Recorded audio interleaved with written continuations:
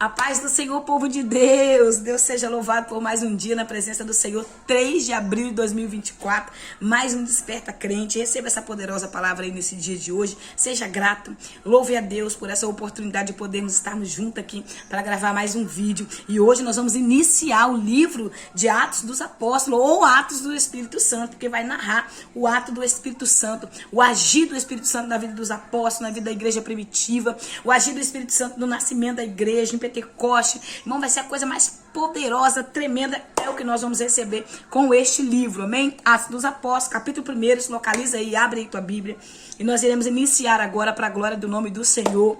Em nome de Jesus, eu creio que Deus vai falar conosco, vai nos fortalecer, vai nos avivar, vai nos dar alegria da salvação, vai nos dar propósito, mais ainda de vida, na presença dele, vai abrir o leque na sua mente, vai fazer você entender a sua chamada, vai fazer você entender a convocação de Deus na sua vida. Você que está estacionado vai voltar à ativa, você que parou vai voltar a caminhar, você que está afastado vai voltar para a presença do Senhor. Eu profetizo isso em nome de Jesus, através desses vídeos que serão gravados para a glória do nome do Senhor. E o inimigo das nossas almas, Satanás, não vai impedir o agir de Deus em nossas vidas, amém? Então vamos dar início a esse livro, para a glória do nome do Senhor. A gente já passeou em várias epístolas, já passeamos aí, eu acho que em alguns livros, não consigo lembrar, mas a gente já, muitas epístolas eu sei que a gente já leu aqui. Não terminamos, tá, irmãos? Não terminamos, tem muito ainda pra gente aprender com o Senhor, amém? Então vamos orar pra gente dar início em nome de Jesus, pra glória de Deus. Pai, eu quero te louvar, eu quero engrandecer o teu nome por essa oportunidade, Pai, de podermos agora nesse momento sentarmos aqui, estudar esse livro, falar um pouco mais do teu amor, da tua misericórdia, da tua graça. Eu peço que o Senhor tome a direção, o controle, esteja conosco a cada segundo, a cada minuto que nós estamos aqui, ó Pai, juntos, para adorar o teu nome através desses vídeos que serão gravado. Te peço sabedoria, graça, tudo do Senhor, ó Pai, porque de nós mesmos nós não temos nada, e eu não quero letras vazias, mas sim poder do Senhor que opera em nós. Assim eu te peço no nome de Jesus, amém, amém? Então vamos lá. Quando você lê o Evangelho de Jesus Cristo segundo escreveu Lucas, você vai ver que no capítulo 1, verso 3, ele vai falar, né, que ele escreveu, quer ver, eu vou abrir aqui pra gente ler, para ficar mais fácil para entender. Olha só o que ele fala no verso 3 aqui do Evangelho de Jesus Cristo segundo escreveu Lucas. Olha só. Eu, Lucas, né, o médico Lucas, pessoalmente investiguei tudo em minúcia a partir da origem e decidi escreveste em relato, ordenando o excelentíssimo Teófilo, e isso para que tenhais plena certeza das verdades que a ti foram ministradas.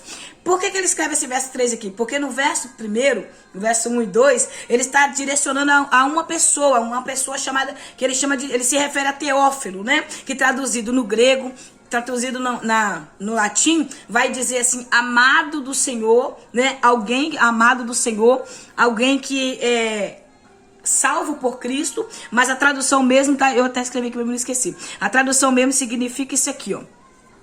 Cadê? Aquele que ama a Deus ou aquele querido de Deus. Aquele que ama a Deus ou querido de Deus. É a tradução da palavra Teófilo.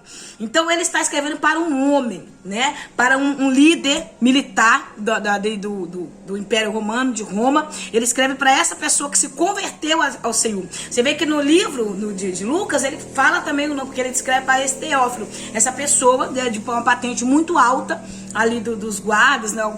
Algum da patente bem alta, que ele escreve alguém que ele vai se referir como Teófilo, amado do Senhor, né? Alguém que ama a Deus. Então ele escreve esse livro para mostrar essa pessoa, para confirmar mais ainda aquilo que ele já tinha escrito. Por quê? O Evangelho de Lucas vai narrar a vida, a morte de Jesus. O Evangelho de Lucas narra coisas poderosas que o Senhor Jesus Cristo fez até a morte dele na cruz. E Lucas, ele fala nesse verso 3 ali do livro de Lucas, no verso 3, ele fala assim que ele mesmo, ele foi minuciosamente a fundo para procurar saber, para falar sobre a ressurreição. Lucas foi a fundo para falar sobre a ressurreição de Jesus Cristo. É por isso que ele fala que as provas eram inefáveis, a prova era tudo certeza, tudo certo, porque ele mesmo teve esse compromisso de pessoalmente ele pesquisar. Então esse homem, que ele se refere aqui como Teófilo, né, que é alguém da patente muito alta ali no governo de Roma, né, que é um militar, né, um militar da patente alta.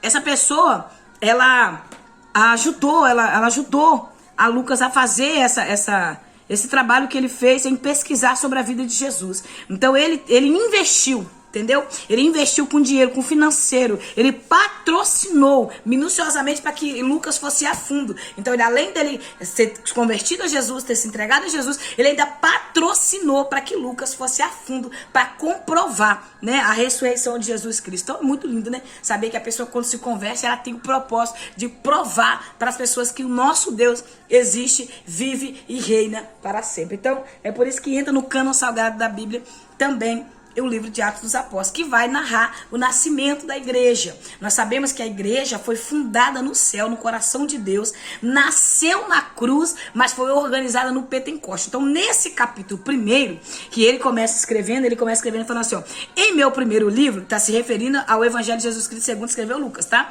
Ele está se referindo ao Evangelho de Lucas. Ele tá, em meu primeiro livro, que foi ele que escreveu, que é Lucas, que está escrevendo falando, caro Teófilo, escrevi a respeito de tudo que Jesus começou e realizara, tudo que Jesus começou, realizar e ensinou. Então, a gente escreveu sobre tudo isso.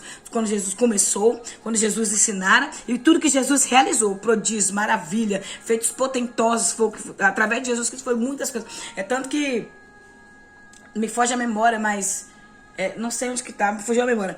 Mas diz que não tinha livros para definir, para escrever tudo aquilo que Jesus fez. Então, a Bíblia não tá tudo que Jesus fez. Você acredita? Teve muito mais coisas que Jesus fez que não daria para colocar. Teria que ser muitos livros para falar tudo aquilo que o Senhor Jesus Cristo fez em vida, né? No corpo, na matéria humana, aqui na terra, né? E hoje ele vive e reina para sempre como um Deus vivo, que é o nosso Deus.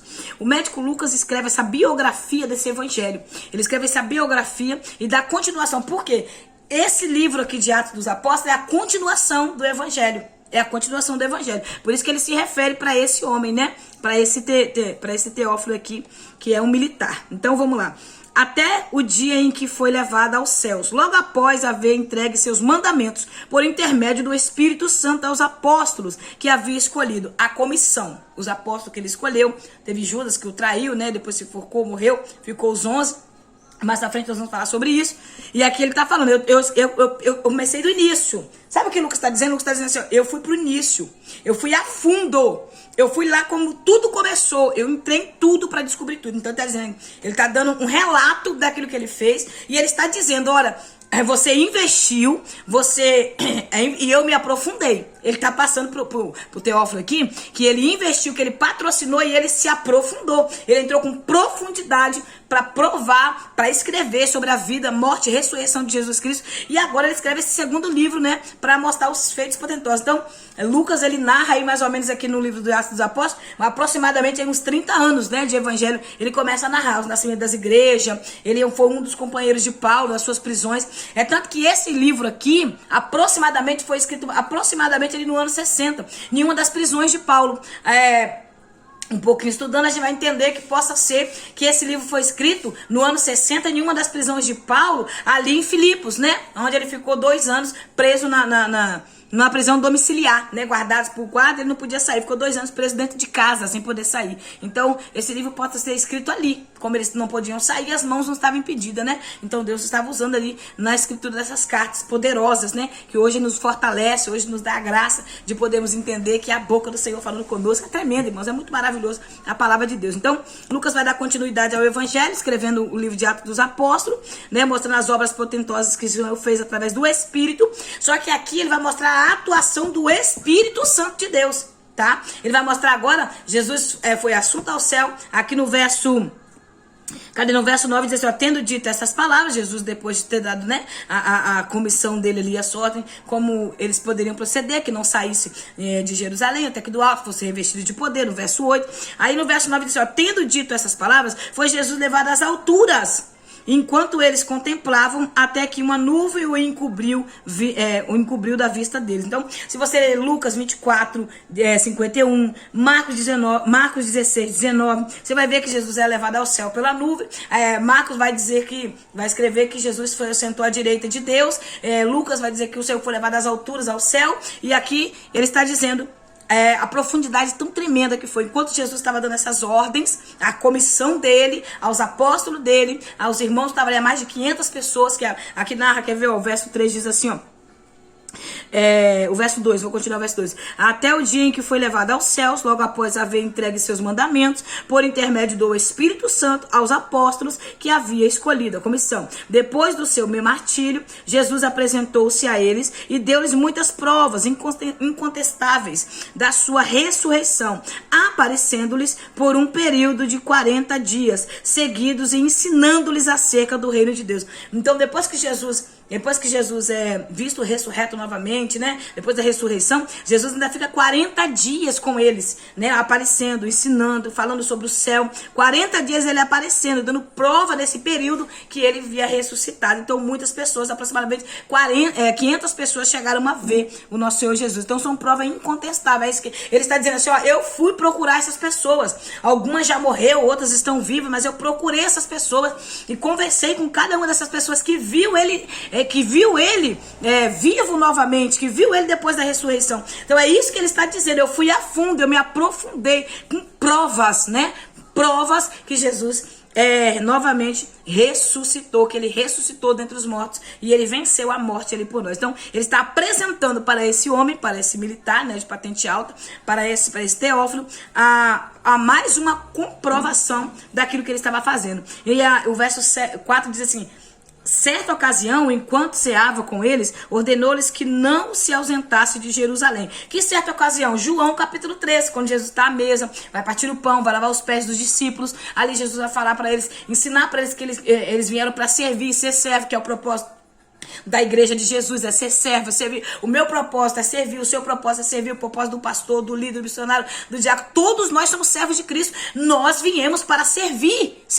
Só que muitos de nós atualmente estamos esquecendo do papel dos cristãos. O papel do cristão é servir. Nós viemos servir a igreja, servir aos irmãos. Só que a gente não querendo ser servido e não estão querendo mais servir. Então Jesus amarra ali uma toalha na sua cintura, né? Tira aquela roupa dele ali de mestre que estava ensinando e veste ali como se fosse um escravo para mostrar aos irmãos ali, os apóstolos ali que estavam com ele, o propósito de servir. Então nós temos que aprender a servir e a amar como Jesus Cristo amou e serviu. Então ele vai mostrar para os irmãos também que eles precisariam ficar em Jerusalém para receber revestimento de poder, de autoridade para poder ir fazer, porque o problema hoje é esse, tá? O problema é que muitas pessoas conhecem Jesus hoje, aceitam Jesus agora, amanhã já querem ser pregador, já querem ser cantor e por aí vai, e não tem estrutura para suportar, não estão revestidos de poder. Muitos deles às vezes não foram nem batizados no Espírito Santo. Claro, eu posso fazer obra? Posso, eu fui batizado no Espírito Santo com fogo ainda, mas eu já sou cheia do Espírito. Só que eu preciso estar preparada para isso, revestida dessa autoridade, revestida de Jesus Cristo,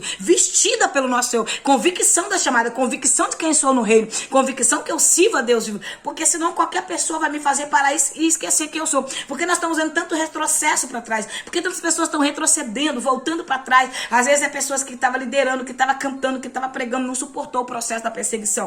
Eu digo pela minha casa, meus filhos não suportaram o processo da perseguição, porque não estavam totalmente revestidos de Jesus. Se tivesse totalmente revestido de Jesus, eles jamais abandonariam Jesus. Porque quando a pessoa tem a convicção da chamada de Deus na sua vida, a convicção de quem Deus chamou, porque eles não vão abandonar, independente do cenário. Irmãos, tem dia que eu tô pela misericórdia, mas eu fico como o apóstolo Paulo falou no capítulo 12 da segunda carta de Paulo aos Coríntios, que é a carta que a gente terminou agora ontem, a carta que a gente encerramos, que no capítulo 12 Paulo falou: conheci o homem no Senhor. Nós temos que estar no Senhor.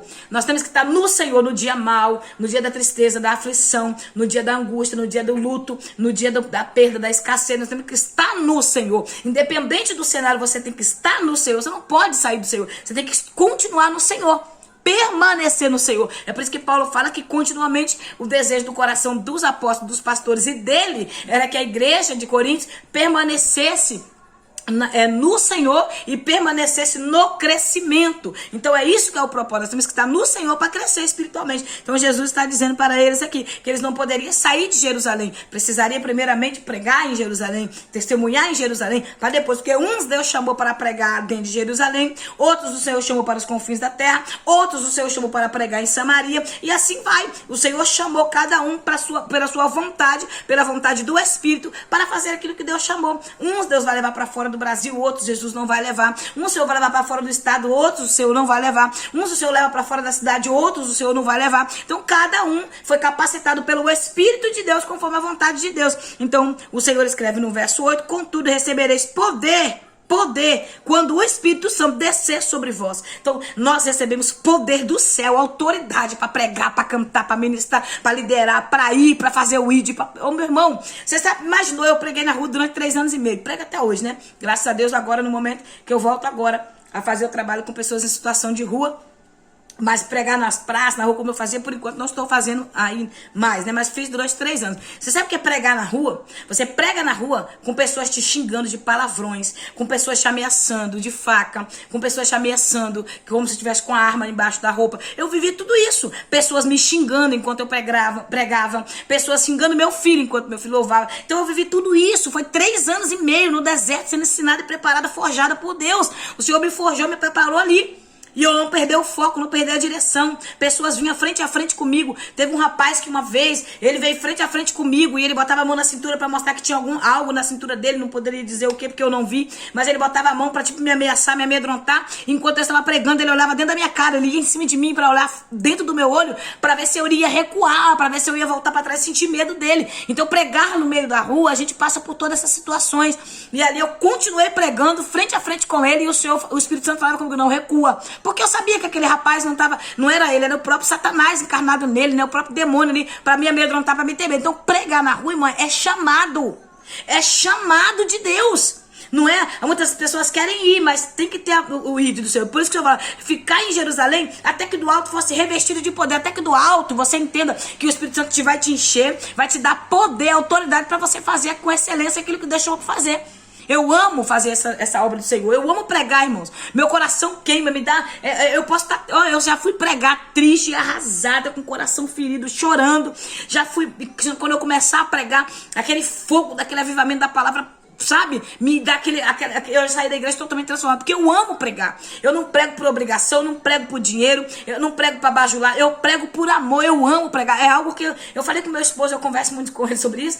E eu falei com ele, é assim, parece que eu descobri minha vida, entende? É fazer isso, é pregar, eu amo pregar. Então tem esse chamado quando você ama, quando você gosta de fazer aquilo, que é de uma forma extraordinária. É Deus que te dá isso. Quem colocou esse desejo no meu coração foi eu, capacitada? Não, foi Deus. Foi o Espírito Santo. Pelo Espírito de Deus, Deus me capacitou para isso. Então, nós sabemos que é por isso que o Senhor está dizendo, ficar em Jerusalém tem que do alto fosse revestido de poder. Tem muitas pessoas que querem sair de Jerusalém, mas não estão preparados. Tem pessoas que, hoje a moda, né, que infelizmente é uma frase bem chúcara de falar, mas eu vou falar, né, virou moda. Hoje pregador não é mais pregador para ganhar almas, pregador é um conferencista, agora eu sou pregador da palavra, e aí as pessoas acham que é sair para fora, não tem mais o foco principal, que é as almas, é ver pessoas se render ao altar. Então a função daqueles que pregam a palavra é ter uma vida constante de oração, e a maior batalha que nós pregadores temos é orar. Porque a batalha espiritual é grande. Então, vida de oração, irmãos, é hábito. Você tem que ter um hábito de orar. Porque senão você senta, você prega, você canta, você faz tudo sem oração. E a oração é a chave, a oração é o caminho. Então, comece a orar. Se você parou, passe a orar. No capítulo 6, onde a gente vamos chegar aqui de Atos dos Apóstolos, nós vamos ver a organização, né? Os irmãos vão separar diáconos e eles vão se dedicar ao ministério da palavra e da oração. Porque é junto. É junto, tem que ter, a Bíblia e a oração é junto, nós temos que estar junto, conciliando esse ministério. Então se você quer ser um pregador da palavra, ore, dobre a sua vida de oração, dobre a sua carga de oração, ore mesmo, ore a todo momento, a tempo, a fora de tempo, e busque ao Senhor na oração, amém? No verso 7, ele dá continuidade do verso 8, né? Não vou saber, aqui os discípulos vai olhar e vai perguntar a Jesus, quando será, né? Vai restaurar aí o templo, né? É nesse tempo, é agora? Nós já ressuscitou, vai restaurar o reino de Israel, por quê? Porque eles esperavam o Messias rico, eles esperavam o Messias de uma patente alta, o Messias vindo de uma família tradicional, uma família conhecida, rica, ali, então, esses judeus, alguns judeus pensavam assim, então, muitos dos apóstolos também achavam, agora o Senhor vai tomar tudo, Jerusalém e ajudar nós, e pronto. Só que muitas vezes a gente pensa de uma forma e de outra, e o Senhor fala, não compete vocês saber, faça a obra que eu confiei, né? Não compete vocês saber, só fique na dispensação, quer dizer, não fica assim, tal data Jesus vem, tem pessoas que ficam decretando datas, né? Vai acabar tendo tanto tempo, vai acontecer isso, vai acontecer aquilo, não. Há quantas pessoas, né, muitas seitas, aí, muitas religiões decretaram data da volta de Jesus. Eu era jovem ainda, mas em 2000, quem lembra? 2000 chegará e 2000 não passará. Teve pessoas que vendeu tudo, que achando que o mundo ia se acabar em 2000. Pessoas que fizeram, já que o mundo vai acabar, eu vou fazer tudo que eu quero. Mas foi uma esbórnia. Eu era bem nova, mas eu lembro que o mundo ficou assim, não falava em outra coisa. E todo mundo com medo da virada de ano. E quando chegou o dia da virada de ano, o mundo não acabou coisa nenhuma. Teve gente pobre, teve gente que perdeu casamento, perdeu família.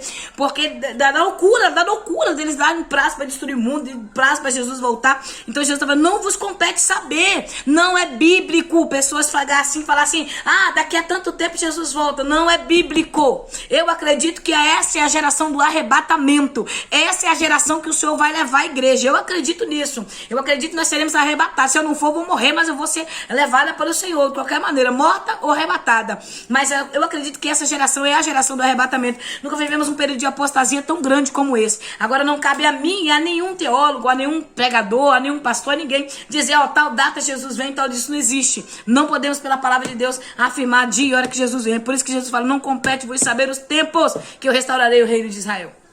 Amém? E aí ele fala, fica em Jerusalém, até que do alto fosse revestido de poder. E ele dá continuidade, e aí aparecem os dois anjos, né? No verso aqui 10.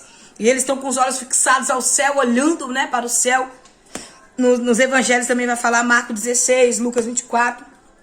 Eles estão olhando para o céu, né? Jesus subindo ao céu na nuvem. E ali em 1 Tessalonicenses capítulo 4, 17 diz que nós que estamos em Cristo seremos levados, né, ao céu, encontraremos com o Senhor na nuvem e seremos arrebatados para com o Senhor. Apocalipse capítulo 1, versículo 7 também vai falar que todo olho verá, até aqueles que os ultrapassaram, né? Que até os judeus verá. A igreja será arrebatada, na volta de Jesus todos verão. Então acontecerá, os ímpios, né, verão. Quem foram os ímpios? Aqueles que levaram Jesus até a cruz pelos pecados e não se arrependeram do pecado. Então todos eles verão. E ali nós vemos ali a graça do Senhor sendo derramada sobre nossas vidas. Então, até aqui, tá bom? Não vai dar pra gente continuar mais, porque tem muito conteúdo aqui nesse capítulo 1. E a gente volta amanhã, dando mais uma introdução aqui por cima, pra gente entrar neste livro poderoso, né? Pra aprender um pouco mais do Senhor. Amanhã vai falar sobre as escolhas dos apóstolos, né?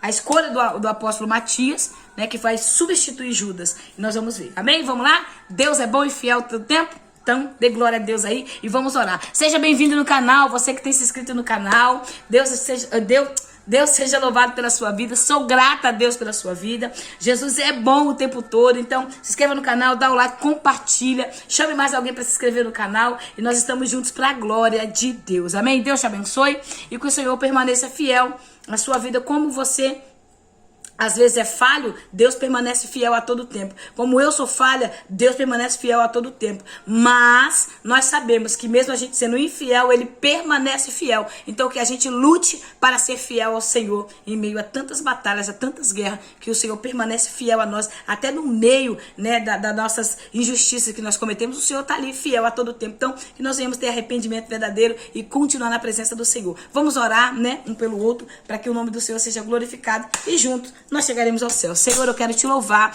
venho dizer o teu nome, eu quero te agradecer por este momento mais uma vez. Eu te apresento este livro em tuas mãos, a qual nós estaremos estudando, lendo, recebendo do Senhor, ó Pai. Pai, fica conosco, Pai, joga por terra todo impedimento, todo embaraço, tudo que o inimigo tem tentado contra nossas vidas, que o Senhor venha nos fortalecer, nos ajudar, que nós seremos revestidos desse poder, dessa graça, dessa misericórdia, nos dê entendimento, nos ensina a te servir melhor. Assim eu creio no poder do nome santo de Jesus. Amém. Deus te abençoe, que a graça do Senhor te fortaleça.